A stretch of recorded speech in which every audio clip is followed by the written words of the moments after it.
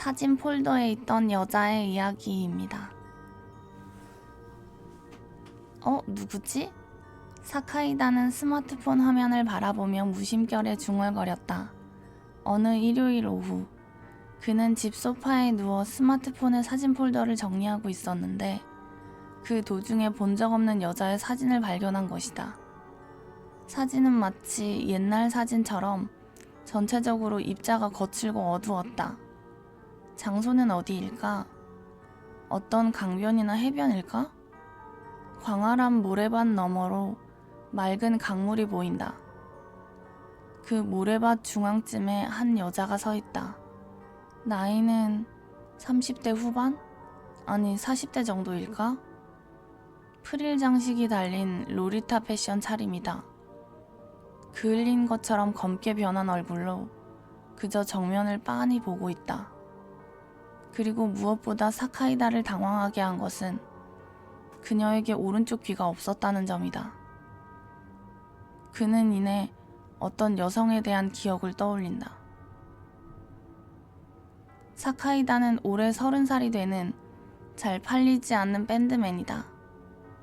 기타와 보컬을 맡고 있다.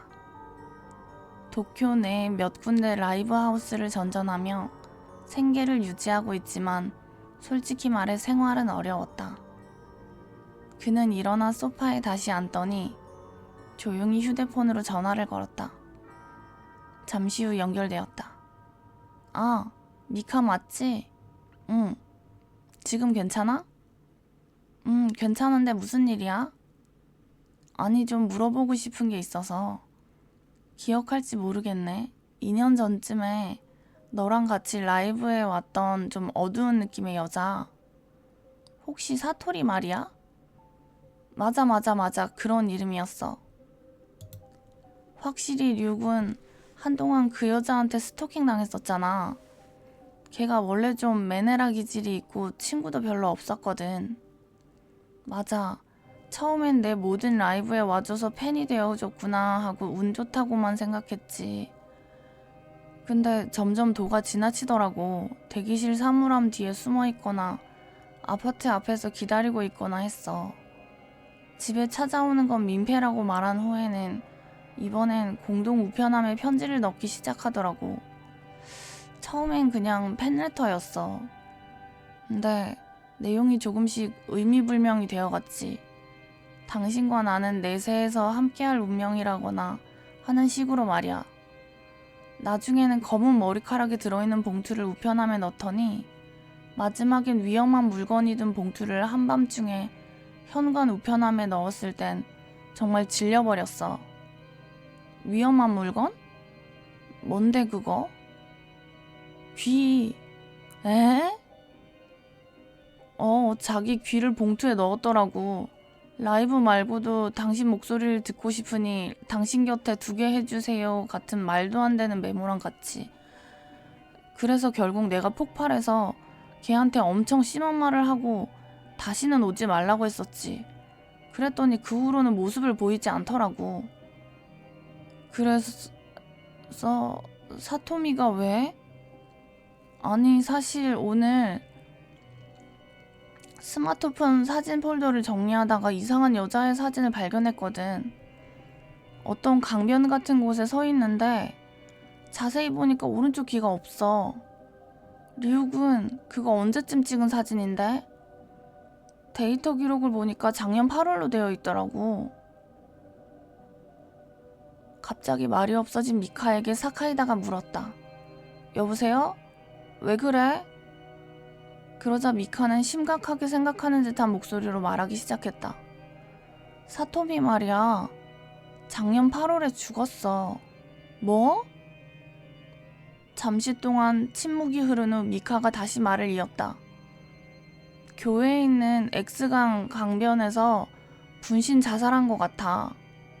사카이다의 얼굴이 새파랗게 질렸다. 그는 한동안 고개를 숙이고 있다가 이내 다시 입을 열었다. 그렇다는 건 그 사진이 그때의 사진이라고? 아니 말도 안 돼. 왜 그런 사진이 내 휴대폰에 있는 건데?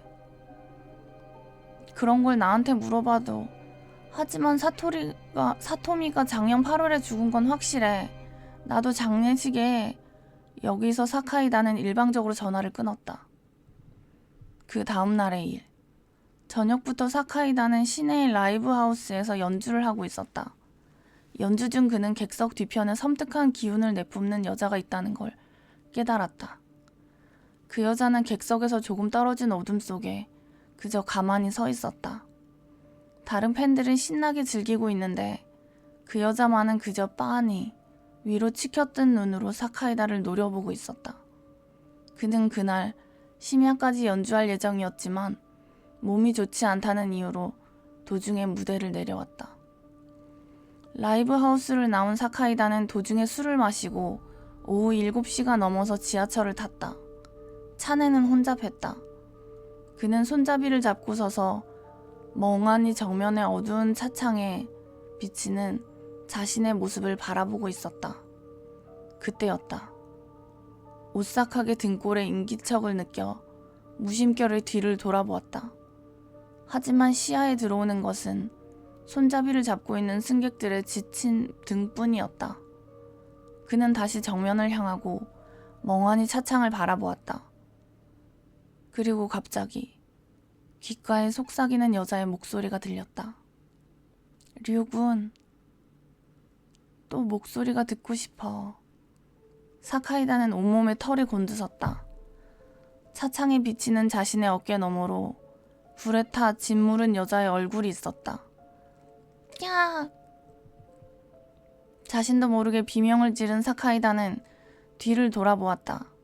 하지만 시야에 들어오는 것은 역시 승객들의 지친 등뿐이었다. 밴드맨 사카이다 류지. 30세의 시신이 발견된 것은 그로부터 약 2주일이 경과한 후의 일이다. 예정된 라이브 공연장에 나타나지 않는 일이 몇 번이나 반복되자 걱정한 밴드 동료들이 그의 아파트를 찾아갔다.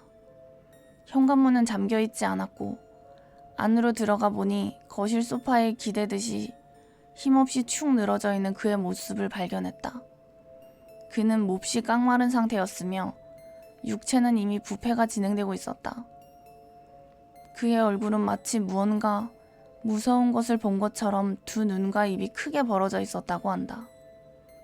그리고 나중에 도착한 경찰의 조사에 따르면 그의 오른쪽 귀는 찢어진 것처럼 없어져 있었고 대신 다른 누군가의 귀가 붙어 있었다는 사실이 밝혀졌다. 경찰은 현재 사건과 사고 양면에서 수사를 진행하고 있다. 다음 이야기는 초인종 소리입니다. 저는 도쿄로 이사온 대학생입니다. 대학생이라고 해도 돈이 없어서 대학이 끝나면 아르바이트를 하는 나날이었습니다. 그날도 평소처럼 아르바이트를 마치고 막 이사온 집으로 돌아왔습니다. 집은 방 하나짜리였고 월세도 월 4만엔 정도로 돈 없는 대학생에게는 정말 도움이 되는 가격이었습니다. 저는 2층 13호실에 살고 있었습니다.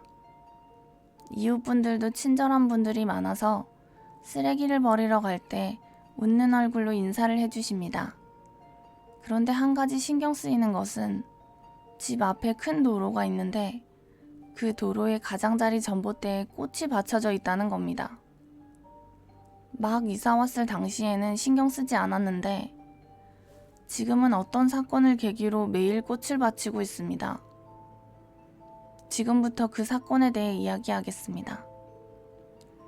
그날도 평소처럼 아르바이트를 마치고 돌아왔습니다. 그날은 정말 피곤했던 기억이 납니다.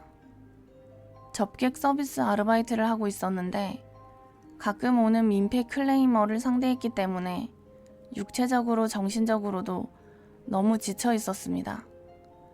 우리 가게에서 파는 숯불 비빔밥에 탄 자국이 있다.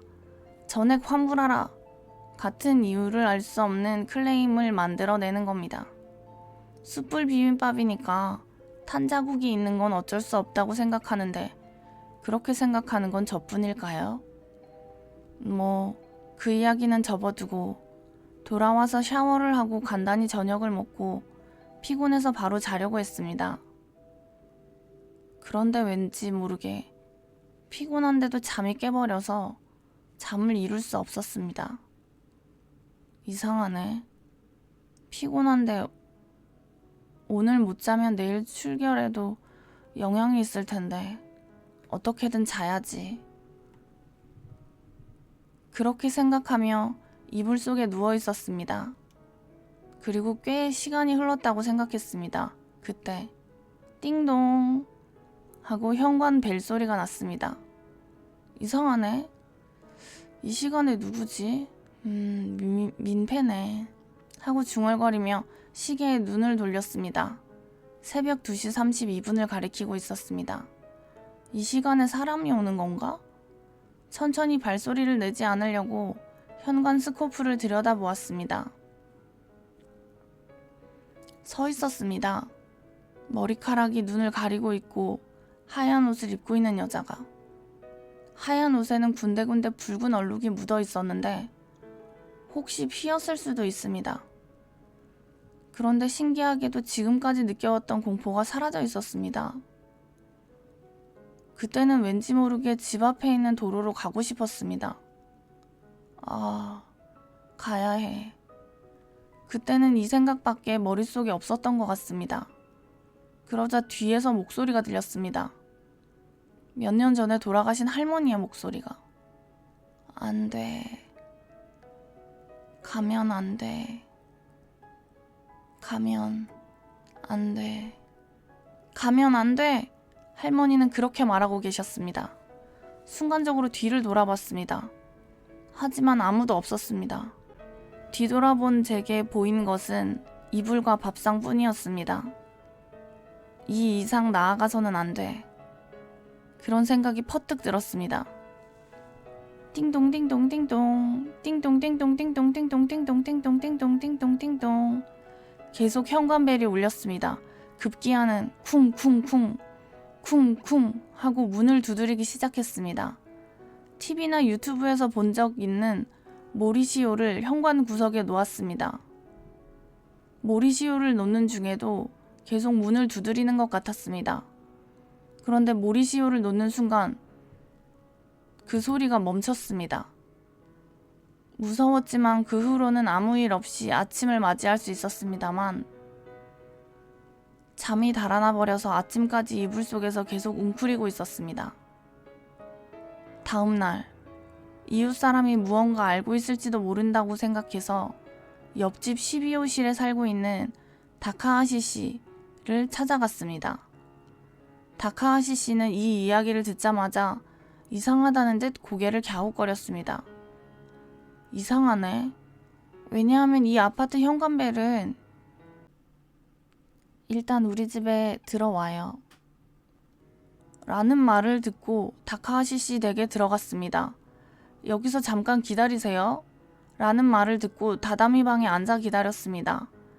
방은 아주 깨끗했고 먼지 한 톨 떨어져 있지 않았습니다. 그러자 부우 하는 현관벨 소리가 났습니다.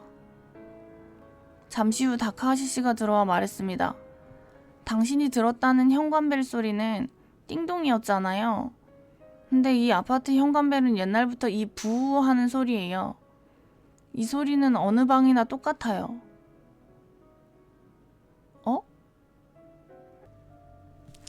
이어서 다카하시 씨가 계속 말했습니다. 당신에게 말하지 않으려고 했는데 13호실은 예전부터 귀신이 나온다는 소문이 있었어요. 옛날에 13호실에는 가미야마 씨라는 사람이 살았는데 그 사람이 집 앞 도로에서 차에 치여 돌아가셨어요. 혹시 가미야마 씨가 당신이 살고 있다는 것을 모르고 자기 집으로 돌아가려고 하는 것일지도 모르겠네요. 저는 그 이야기를 듣고 등골이 오싹해졌습니다. 그때부터 전 도로 가장자리의 전봇대에 명복을 빌며 꽃을 바치고 있습니다. 진심으로 가미야마 씨의 명복을 빕니다. 다음 이야기는 그 아이입니다. 이건 제가 교토부 어딘가의 작은 마을로 가벼운 관광을 갔을 때의 이야기입니다. 그 마을, 지장보살로 유명했어요. 하지만 기요미즈 데라의 고개 흔드는 지장이라든가 스즈무시데라의 행복지장 같은 절의 정식으로 모셔진 지장이 아니라 마을 길가에 소박하게 모셔진 지장들이었어요. 엄청 유명한 관광지가 아니라 아는 사람만 아는 곳 같은 느낌이었죠. 최근 들어 조금씩 입소문이 나기 시작했다고 하더군요. 진짜인지는 모르겠지만.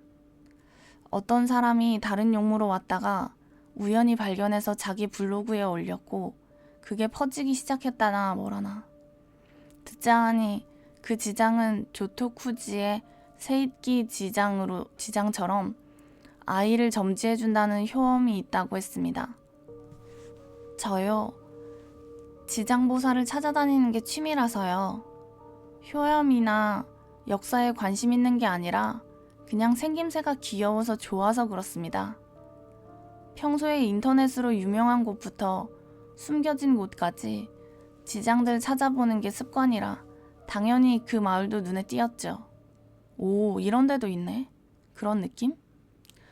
아이 점지 어쩌고는 딱히 관심 없었지만 지장을 도는 사람으로선 역시 신경 쓰이잖아요. 게다가 제가 본 사이트나 블로그에는 사진이 전혀 없어서 어떤 모습인지도 몰랐고요. 그래서 갔습니다. 겉보기엔 정말 평범한 시골 마을이었어요. 하지만 예의 지장 덕분인지 꽤 사람들이 있더군요. 입구에는 급조한 느낌의 매점이랑 휴식 공간 같은 게 있고 생각했던 것보다 훨씬 북적거렸습니다. 간판이 세워져 있고 예의 지장으로 가는 길 안내도 있었어요. 그 지장은 마을 안쪽에서 들어가는 산속에 있는 듯 했습니다. 저는 같은 지장을 보러 온 듯한 사람들 뒤를 적당히 따라 산길을 오르기 시작했습니다. 산길이라고 해도 제대로 정비된 길이 아니라 일단 길은 만들어놨다 수준의 불편한 길이었죠. 그러다 마침내 지장이 있는 곳에 도착했습니다. 산길 도중 별 특징 없는 자리 옆에 지장 구체 정도가 조용히 줄지어 서 있었어요. 크기는 제각각. 가장 큰 건 50cm 정도? 작은 건 그 절반도 안 되고요. 머리가 큰 것도 있고 배가 불룩한 것도 있고 표정도 하나하나 조금씩 다르고 개성적인 모습이라 보면서 오, 재밌네 하고 있었습니다. 저는 스마트폰으로 사진 몇 장 찍고 다른 사람들은 지장에게 절을 하고 있었어요. 신사에서 참배할 때처럼 뺨뺨 하고 2번 손뼉을 치면서 잠깐 다른 얘기지만 이 손뼉을 치는 행위의 의미 아시나요? 이미 정해진 동작처럼 되어 있지만 사실 의미가 있어요. 이건 소리로 모셔진 존재를 불러내는 행위래요. 대부분은 신이겠죠? 소리를 내서 지금부터 참배하겠습니다 라는 신호를 보내는 거라고 합니다. 재밌죠? 그렇게 한 바퀴 보고 산에서 내려왔습니다. 돌아가기 전에 좀 쉬려고 휴식 공간 벤치에 앉아 찍은 사진을 보고 있는데 갑자기 한 할아버지가 말을 걸어왔습니다. 딱 봐도 이 마을 사람 같은 인상 좋고 사람 정 많은 미소를 짓는 할아버지였어요. 당신 거기 산에 있는 거 보려고 오셨나? 할아버지는 웃는 얼굴로 그렇게 물었습니다. 저는 네, 지장보살 생김새가 좋아서 보러만 왔어요. 달리 절하거나 그런 건 안 했지만요. 라고 대답했어요. 그러자 할아버지는 그렇습니까? 하며 웃었지만 왠지 조금은 어이없어 하는 느낌의 말투였어요. 제가 갸웃하자 그걸 눈치챘는지 여전히 웃으며 이렇게 말했습니다. 아니, 길가에 지장이 조용히 있는 건 이런 시골 쪽에서는 별것도 아닌 흔한 일이야. 우리한테는 당연한 건데 도시 사람들한테는 그게 그렇게 신기한 건가 싶어서. 그리고 그런 지장들은 예부터 있어 왔고 왜 거기에 있는 건지조차 모르는 게 대부분이라. 그러다 할아버지는 조금 쓴 웃음을 지으며 말했습니다. 정말 이렇게까지 과장될 줄이야. 저는 혹시나 싶어 물었죠. 그럼 그 지장 아무 효험도 없는 건가요? 그래. 하고 단호하게 대답했어요. 그리고 이어서 말했습니다. 처음 본 외지 사람이 그냥 지어낸 말이겠죠. 가벼운 장난이었는지 관심 끌고 싶었던 건지 겉모습이 그럴싸했는지 몰라도 어느새 막 퍼져버렸어. 곤란한 일이지. 세상에 있는 심령 스폿이라는 것도 대부분 그런 거 아니겠나? 조금 으스스하다고 바로 저주받는다 어쩐다 하면서. 우와, 그랬구나 싶었습니다. 이제 와서 효염 없습니다 라고 말하는 것도 멍청하고, 관광객이 오면 마을에 약간이라도 돈이 떨어지니까 방임되고 있다고 하더군요. 방문객도 많아서 민폐 수준은 아니고 곧 식을 거라고 생각한다고요. 게다가 저런 사람들 중에서는 그 지장 덕분에 임신했어요, 감사합니다 같은 편지가 마을 회관에 온다더군요. 플라시보 효과라고 할까요? 사람의 믿음이라는 게 정말 대단하네요. 한편으론 무섭기도 하고요. 그래서 제가 그럼 아무 효염도 없고 유래도 모르는 지장에 다들 두 손 모으고 절하고 있는 거네요? 라고 말하니 할아버지는 이렇게 말했습니다. 아니요, 유래는 있어. 그게 어떤 존재고 왜 그 자리에 있는 건지. 마을 사람들 중에 아는 사람은 거의 없지만 나는 알고 있어. 괜히 오래 산 게 아니라서. 그리고 묻습니다. 알고 싶나? 저는 궁금해서 네 하고 대답했습니다. 그러자 할아버지는 살짝 미소를 지으며 말했습니다. 거기 있는 건 물론 아이를 점지해주는 지장 같은 게 아니야. 애초에 지장보살조차 아니지. 순간 할아버지 얼굴에서 표정이 싹 사라졌습니다. 에? 하고 놀란 저는 반사적으로 그럼 그건 대체 뭐예요? 라고 물었습니다. 그러자 할아버지는 방금까지 웃던 얼굴이 거짓말처럼 완전히 딱딱한 표정이 되어 이렇게 이야기를 시작했습니다. 이 마을에 요괴 전승이 있는 거 아십니까? 아님 모를만해. 나 같은 늙은이가 어릴 적 그 시절에 더 늙은이들에게 들은 이야기니. 그 뒤로 문헌이나 그림 몇 점이 마을 회관에 보관된 정도고, 요괴라고 해도 사람을 놀래키거나 덮치는 괴물 같은 게 아니야. 원래 이 땅에 살고 있던 인간과는 다른, 말하자면 선주민 같은 부류랴. 사람보다 훨씬 왜소하고 지장보살 같은 모습을 하고 있었다고 전해져. 그리고 저기 있는 건 그 존재의 형상이야. 지장이 아니라 옛날 실제로 그런 모습의 존재들이 있었던 거야. 이 땅에 처음 온 인간들은 그들을 철저히 박해했고 결국 멸종시켰다고 해.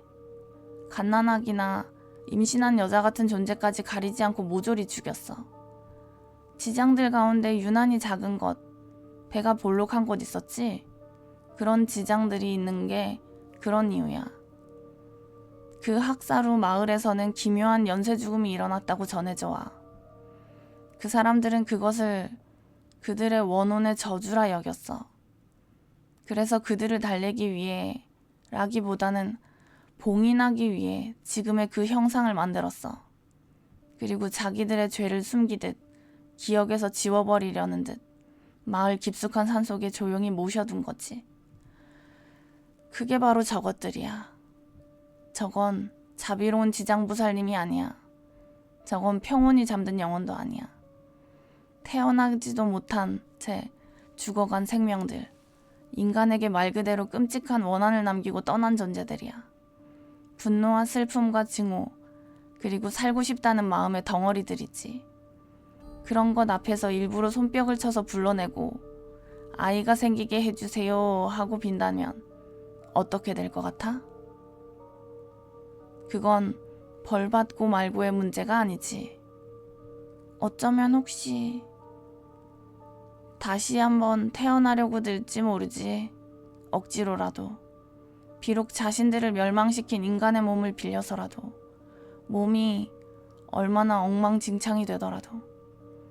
저는 아무 말도 할 수 없었고 그저 멍하니 그 이야기들을 듣고 있었습니다. 그리고 이야기가 끝난 뒤 간신히 입에서 나온 말은 그건 그래도 말해야 하는 게 아닐까요?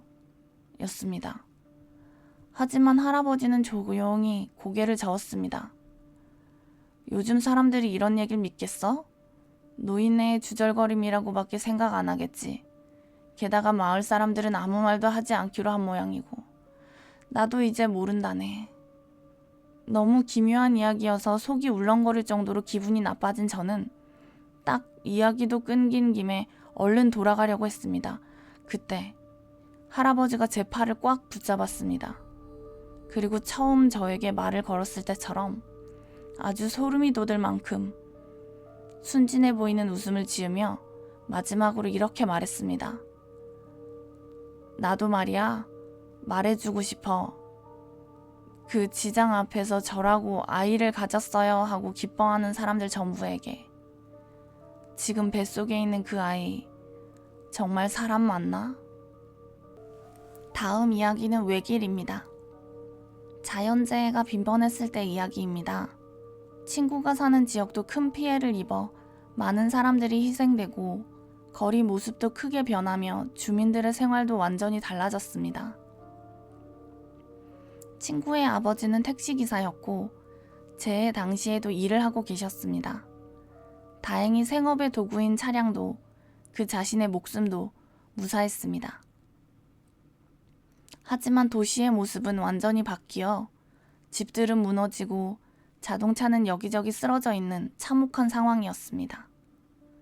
그러나 며칠, 몇 주, 시간이 지나자 잔해가 치워지고 겨우 차량이 다닐 수 있을 정도로 복구되었습니다. 친구의 아버지도 조금이라도 사람들에게 도움이 되기를 하는 마음으로 다시 택시 운전을 시작했습니다. 며칠 뒤 돌아가던 해질녘의 일이었습니다. 자동차 2대가 겨우 스쳐 지나갈 수 있는 외길을 지나고 있었을 때 친구의 아버지는 오늘은 유난히 보행자가 많네 라는 생각을 했다고 합니다. 길가에는 아직 잔해가 쌓여 있었고 보행자들은 길 가장자리를 조심스레 걷고 있었습니다. 마주오는 차가 있을 때는 브레이크를 밟고 보행자를 피하며 천천히 주행했습니다. 잠시 후 큰 도로에 나와 더는 보행자가 보이지 않아 안도하고 있는데 갑자기 뒤에서 경찰차가 사이렌을 울리며 세우라고 했습니다. 뭐지? 신원 확인이라도 하려나? 하고 생각했다고 합니다. 무슨 일입니까? 하고 친구의 아버지가 묻자 경찰관이 죄송하지만 음주운전하신 건 아니죠? 라고 물어봤다고 합니다. 안 했습니다. 이런 때에 술 마시고 운전할 리가 없잖아요. 게다가 저 택시기사입니다. 그런 짓 절대 안 합니다. 친구의 아버지는 강한 어조로 대답했습니다. 그렇겠죠. 하고 경찰관도 말했습니다. 친구의 아버지가 혹시 이상한 점이라도 있었습니까? 하고 묻자 경찰관은 이렇게 말했습니다. 저희가 택시 뒤에서 수십 미터 거리로 따라가고 있었는데요. 앞에 택시가 계속 브레이크를 밟고 비틀거리며 운전하길래 이상하다 싶어 세운 겁니다. 그러자 친구의 아버지는 대답했습니다. 아, 그건 그 좁은 외길에 보행자가 많아서 조심하면서 운전했기 때문이에요. 잠시 침묵이 흐른 뒤 경찰관은 꿀꺽하고 침을 삼키며 말을 꺼냈습니다. 저희가 택시 뒤에서 수십 미터부터 따라오고 있었는데 보행자는 단 한 명도 없었습니다. 네? 아니, 그럴 리가 없죠. 도로 구석으로 사람들이 쭉 걷고 있었잖아요. 경찰관은 아무 말 없이 고개를 저었습니다. 잠시 동안 상황을 이해하지 못한 채 침묵이 이어졌고 경찰은 걱정스러운 표정으로 이렇게 말했다고 합니다. 자택 근처까지 모셔다 드리겠습니다. 평소 여러분이 보고 있는 사람, 건물, 풍경들, 그것들은 정말 다른 사람들에게도 보이는 것일까요? 그런 생각이 드는 이야기였습니다. 다음 이야기는 어느 위령비에 갔을 때의 이야기입니다. 친구 K가 새 차를 샀다고 해서 퇴근 후 저녁 드라이브에 초대받았다. 나는 마침 암시 카메라로도 사용할 수 있는 녹화 기능이 있는 쌍안경을 막 산 참이라 밤의 풍경이 어떻게 찍힐지 흥미가 있었다. 암시 카메라를 산 특별한 이유는 없었고 내가 목적 없이 산악자전거를 타고 밤 산책을 나설 때 써볼까 하는 정도였다. 약속 시간인 밤 11시에 K가 차를 몰고 나를 데리러 왔다. 갓 출고되었다는 그 차는 K의 말대로 최신형이었다. 나는 조수석에 올라타 새 차 냄새로 가득 찬 차 안을 한번 둘러보고는 요즘 차는 뭔가 굉장하네. 그렇지, 큰맘 먹고 사길 잘했어. 대시보드에 태블릿 같은 커다란 화면이 자리 잡고 있는 것이 인상적이었다. 이거 온갖 정보가 다 표시되는 거지? 응. 어두운 곳에서도 사람 모습을 비춰주니까 밤에 끼어드는 사고 같은 걸 막을 수 있을 것 같아서 도움이 될 것 같아. 눈앞에서 사람을 발견하면 자동 브레이크로 멈추거나? 요즘 차들은 아마 그럴 거야. 어둠 속에서도 사람 모습을 확인할 수 있다는 건 좋은 일일지도 모르겠네. 둘이 그런 이야기를 나누면서 K는 차를 출발시켰다. 하지만 목적지는 정해지지 않았다. 밤 드라이브라고 하니 나는 아까 그 암시 카메라를 준비했다. 이 암시 카메라로 뭘 찍을 수 있는지 심령 스팟 같은 데 가보지 않을래? 그거 재밌겠다. 뭐 그냥 가보는 거라면 가보자. K는 편의점에 차를 세우고 내비게이션으로 심령 스팟을 검색해봤지만 역시 찾을 수 없었다. 심령 스팟은 안 되는 건가? 아 맞다. 분명 알산 기슭에 무슨 위령비가 있었지? 거기로 가자. 그래, 거긴 차로 가기 쉽고 어두우니까 이 카메라를 써보는 걸로 하자. 편의점에서 차를 출발시켜 알산으로 향하자 점점 주택가에서 멀어지고 가로등도 줄어들었다. 한참 달리자 위령비는 이쪽이라는 간판이 있었고 몇 대 정도 주차할 수 있을 것 같은 주차장이 있었다. 아무래도 여기에 차를 세우고 걸어서 위령비로 갈 수 있도록 정비되어 있는 듯 했지만 주차장에는 차가 한 대도 없었다. 하지만 주차장 옆으로 위령비까지 차로 들어갈 수 있는 길이 있는 것 같았다. 간판에 따르면 위령비까지는 300m 거리라고 한다. K는 우회전해서 그 산길로 들어섰는데 도로는 차가 겨우 지나갈 수 있을까 싶을 정도로 좁았다. 이런 한밤중에 마주오는 차는 없을 테니 K는 개의치 않고 거친 도로를 천천히 운전했다. 도로에는 당연히 가로등이 없었고 양옆은 나무들에 둘러싸여 있어 이런 어둠 속에서는 자동차 헤드라이트만이 유일한 의지였다. 나는 암시 카메라를 케이스에서 꺼내서 왠지 모르게 주변 상황을 보기 쉽게 하기 위해 스위치를 켜서 녹화를 시작했다. 그러자 덜컹 갑자기 차가 멈춰섰다. 왜 그래? 무슨 일이야? 아니 아무것도 없는데 갑자기 멈췄어. 나는 차량 화면을 보니 자동 브레이크가 작동했다고 표시되어 있었다. 자동 브레이크? 아무것도 없고 아무도 없잖아. 평소 주행 시에는 차량을 중심으로 큰 도로라든지 신호등이라든지 물론 끼어드는 것이나 갑자기 튀어나오는 것을 주의하기 위해 사람에 대해서도 간략하지만 입체적인 그래픽으로 표시되는데 이런 산길에서는 당연히 그런 것은 표시되지 않았다. 하지만 화면에는 주변 나무들에 가려져 있지만 이 차를 둘러싸듯이 여러 명의 인물 반응이 포착되고 있었다. 이런 곳에 사람이? 5명, 아니 7명씩이나 있어. 하지만 그 모습은 육안으로는 보이지 않았다. 나는 암시 카메라의 뷰파인더를 들여다보며 차량 주위로 돌리자 거의 흑백이긴 하지만 희미하게 컬러로 표시되는 뷰파인더 너머로 보이지 않아야 할 사람들이 보였다. 이게 어떻게 된 거야? K는 화면에 비치는 사람 그림자가 아무리 눈을 부릅떠도 육안으로는 보이지 않는다는 사실에 약간 혼란스러워했다. 사람 그림자들은 화면상에서 천천히 이 차로 다가오고 있었다. 이대로 가다가는 언젠가 그들에게 둘러싸일 것이다. 내 암시 카메라로도 그들이 가까워지고 있다는 것을 알 수 있었다. 어느새 그 인원수도 늘어나 12명에서 13명 정도 있는 것처럼 보였다. K는 엑셀을 밟았지만 차는 도통 앞으로 나아가지 않았다. 아직 자동 브레이크가 걸려있는 것이다. K는 당황한 나머지 핸들의 버튼이나 레버를 이것저것 건드려 봤지만 차는 움직이지 않았고 갓 산 차의 작동법을 제대로 알 수 없었던 것이다.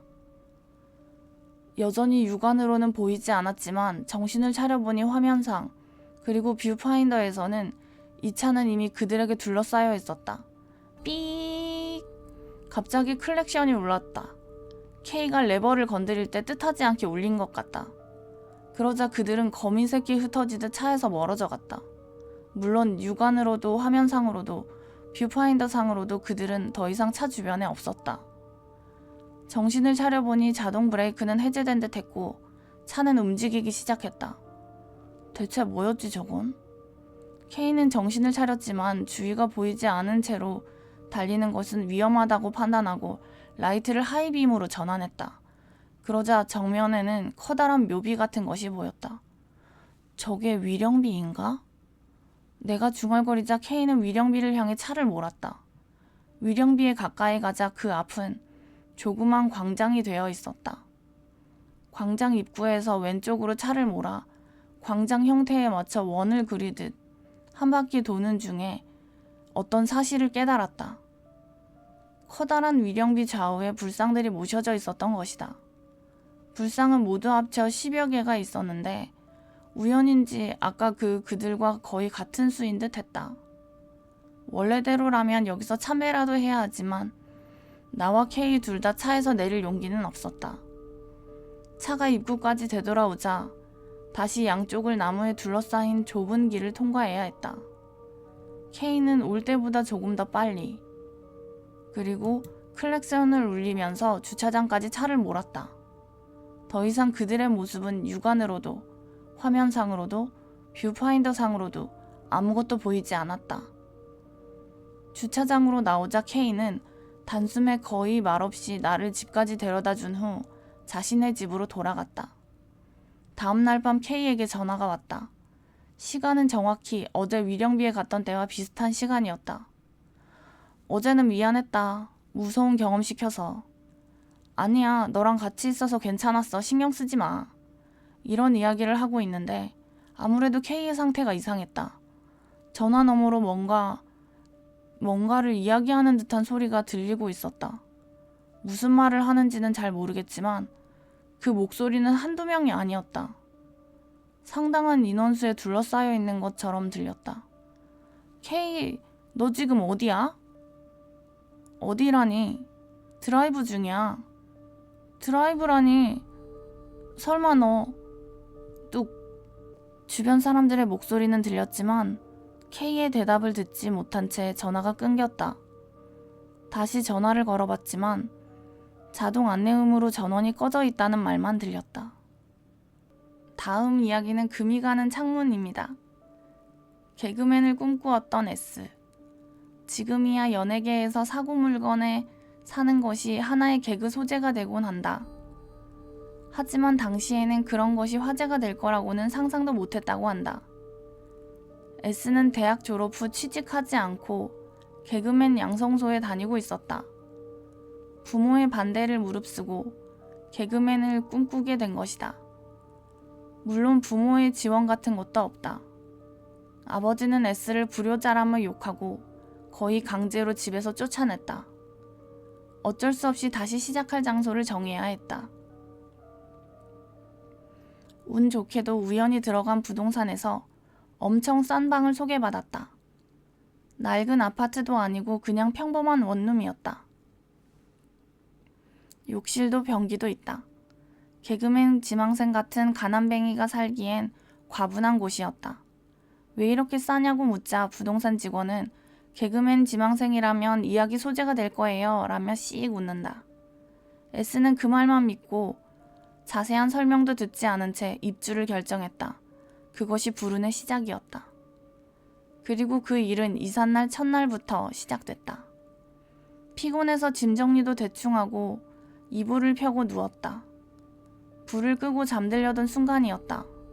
S의 등 뒤에는 창문이 있었다. 창밖에서는 차가 달리는 소리만 들린다. 점점 의식이 흐려지던 그때 갑자기 누군가가 창문을 쾅 하고 세게 두드리는 소리가 들렸다. S는 깜짝 놀라 벌떡 일어났다. 소리가 났던 창문을 봤지만 아무도 없다. 게다가 창문에는 작은 금이가 있었다. 부동산에서 막 갈아 끼워준 유리였다. S는 누가 장난친 건가 하고 생각했지만 곧 부동산 직원이 말한 것이 이거였다는 걸 깨달았다. 방은 2층이었다. 창밖에는 아무 건물도 없다. 밖에서 창문을 두드리는 건 불가능하다. S는 무섭기보다 이런 신기한 일을 겪었다는 사실에, 개그 소재가 생겼다는 사실에 들떴다. 다음날 친구를 불러 이야기를 하자 친구는 뭐야 재밌겠는데? 오늘 그냥 여기서 자고 가도 돼? 라고 말했다. 둘이서 술을 마시며 떠들던 어느 시각, 둘 다 술 기운에 눕자마자 꾸벅꾸벅 졸기 시작했다. 그러던 중 어제와 똑같이 쾅 하는 소리가 창문에서 났다. 둘은 벌떡 일어나 창을 보았다. 역시 아무도 없다. 전등을 켜고 창문을 확인하니 어제보다 금이 더 크게 퍼져 있었다. 친구는 진짜로 일어났네? 라며 아까까지의 들뜬 분위기와 달리 기운이 빠져 있었다. 그리고 여기 좀 위험한 거 아니냐? 라고도 했다. 하지만 S는 그래도 이야기거리 되잖아 라며 강한 척했다. 그 다음날부터 본격적인 혼자 생활이 시작됐다. 알바를 마치고 이불 속에 들어갔다. 깊은 밤, 역시나 창문을 두드리는 소리가 들린다. 창유리의 금은 점점 넓어지고 있었다. 불안해진 S는 유리에 테이프를 붙여 금이 더 퍼지지 않게 했다. 하지만 매일 밤, 창은 계속 두드려졌고 금은 점점 더 크게 번져갔다. 조금만 더 하면 유리가 깨져 산산조각 날 것 같았다. 두려움보다도 호기심, 아니 이거면 정말 엄청난 개그 소재가 되겠다는 기대감이 앞섰다.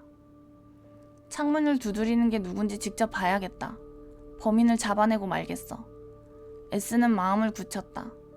밤중 어두운 밤에서 이불을 뒤집어 쓰고 창문을 뚫어져라 바라보았다.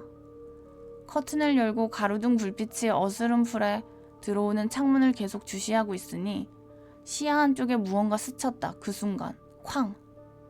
엄청나게 큰 소리가 울렸다.